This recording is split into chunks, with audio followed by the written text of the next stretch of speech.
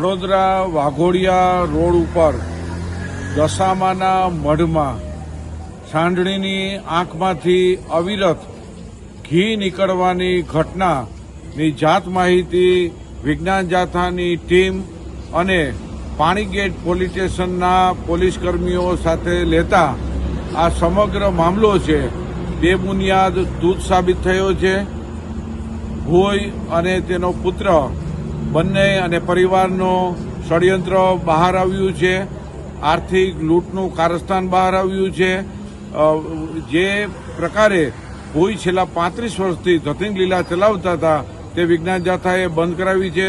તેમને કબૂલાતનામું અને માફીપત્ર પણ માંગી લીધું છે અને લોકોની માફી માંગી અને ષડયંત્રથી આ ઘી નીકળવાની ઘટના છે તેની કબૂલાત આપી છે. દશામાના વ્રત દરમિયાન આ જે ષડયંત્રના ભાગરૂપે કારસ્તાન કરેલ છે જેનો વિજ્ઞાન જાથાએ 1273મો સફળ પર્દાફાશ કર્યો છે. Vadodara police commissioner, deputy police commissioner અને પાણીગેટ પોલીસ સ્ટેશનના તમામ સ્ટાફે આ પર્દાફાશમાં મદદ કરી છે.